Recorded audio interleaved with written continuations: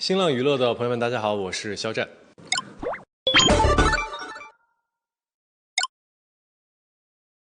很真挚啊，很热血呀、就是可以为了兄弟去牺牲自己。而且肖申生我觉得就是这样的一个人，讲义气，重情义。他对朋友、对家人、对自己的事业，我都会有共鸣。我觉得他是一个很真挚的人，恰好也想去做一些跟之前拍的东西有一些区别的这样的一个决定，然后恰好又看见了孟海的这个剧本，所以一下子就被吸引。因为他其实写群像写得非常的好，然后剧情也非常的扎实，然后以及肖申生这个人物的成长非常的完整。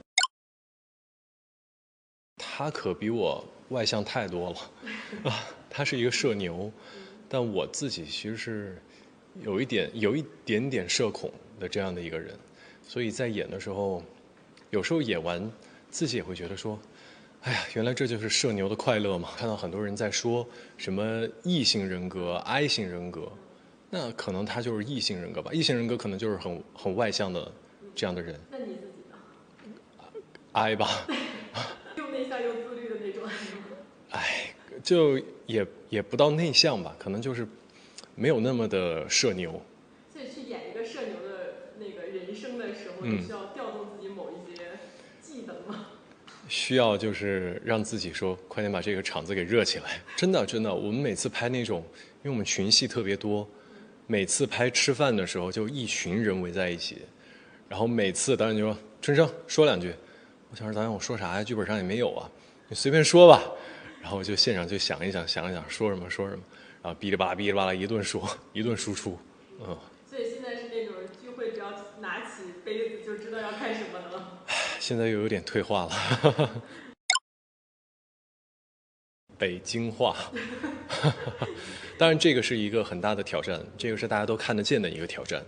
还有一个挑战其实是你要很准确的抓到70年代生活在70年代的那一群人，他们的一个状态以及他们的一个生活方式是什么样子的。我觉得这个是一个隐藏的困难。所以你会去跟自己的长辈有一些沟通和交流吗？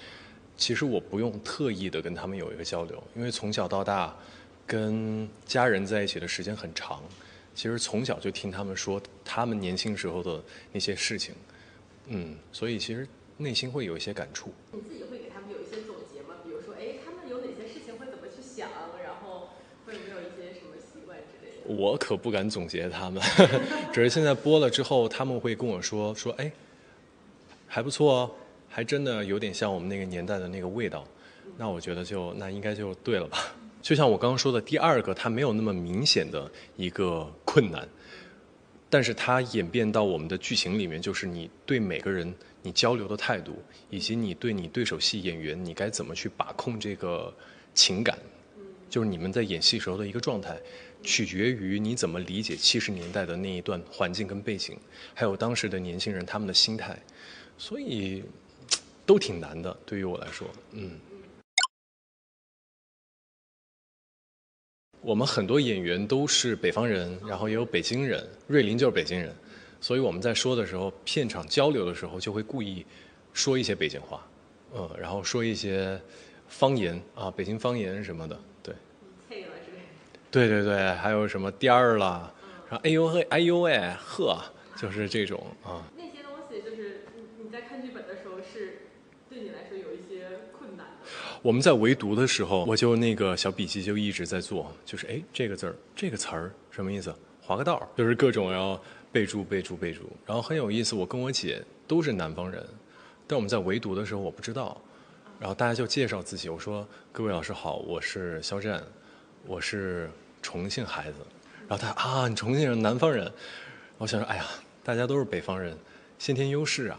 结果到我姐的时候，上海人，我想说，然后我姐说我们俩真是啊，南方孩子，然后要去演北方人，从小在北京长大，然后我们想说，干脆这样吧，姐，我们就把这个故事背景改一改，就说我们其实是南方长大的孩子，然后迁去了北方，当然这个是开玩笑啊，就是很有意思。所以你有给这个角色有一些自己的设计在里面吗？其实设计最多的就是前期说话没个正形，就是各种就是那种吊儿郎当的，然后跟你说话永远不好好跟你说，然后头永远有点歪，就是有点拽拽的感觉。后面的改变就是越来越沉稳，因为其实这个人他在不停的成长嘛，你经历了很多事情，然后你见证了很多世间的冷暖，你自己对于人生的思考跟状态也会不一样。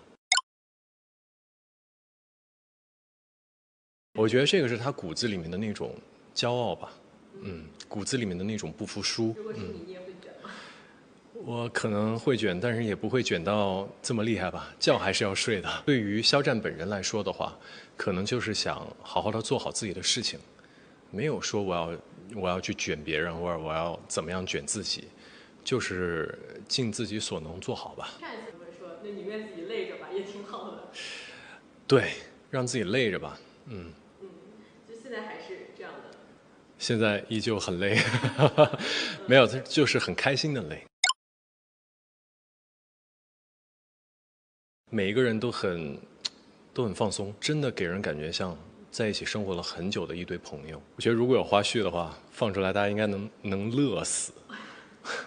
因为很多人都北方人嘛，我觉得北方人有一个先天性的一个优势，就是他们的语言优势，然后他们说话就特别逗，然后我们在现场就是每天都是欢声笑语。所以你在他们之中的那个地位跟肖申生比是差不多的吗？我就是看看大家啊，乐呵。肖战在现场就是一心都在想那个北京话要怎么说，北京话要怎么说。中风这一根筋。对，都在想词儿嘛。对于我来说，为什么我一开始看见这个剧本，我会觉得说很喜欢，很有共鸣，可能跟我从小生长的环境有关。其实我小时候也是在厂区长大的，不能说一模一样吧，但是能找到很多小时候自己生活的影子，所以我可以代入我自己。当初看到剧本之后，跟导演讨论的也是，就是其实我们这个剧不是编剧在替你去做一些选择，而是你的人物在当下的那个环境跟社会，你自己要走出这一步，要主动的去选择。所以这个故事到后面会发生一些变故，人与人之间的情感也会发生一些变化，都是自己的选择。你会有跟他就是做不同选择的时刻吗？我觉得肯定会有啊。因为春生真的让我很佩服的一点是，他永远在坚守自己，这也是我很想做到的。努力做吧，向他学习。那剧中有哪些就是他们当年那个年代人的那种精气神儿能感染到你吗？或者他们那种？很多呀，就是包括我们一开始在冰场滑冰的那些戏，包括我们一起骑自行车，然后就是那种朝气蓬勃的状态。所以就像你刚刚说的嘛。其实它的复杂性的程度是在于，你要让观众觉得它没有变，但是他又在时代的浪潮里面做出了属于自己的选择。我觉得这个是其实真的很难，因为他从一个青年青春期，然后走到了四十多岁，然后成为一个创业，成为一个企业家，这中间发生的事情，你既要让观众觉得他在坚守自己，但是你也要让观众觉得他成长了。所以这个也是我在拍的时候一直在衡量的一个点。最让我印象深刻的就是选择的那个点题，因为其实我从来没有跟别人说过，我相信就是其他人也不会知道，所以大家在我们仅仅播出了这些的集数里面，他们自己就已经感受到了这样的一个怎么说一个主题，所以让我觉得很惊喜，然后也很意外。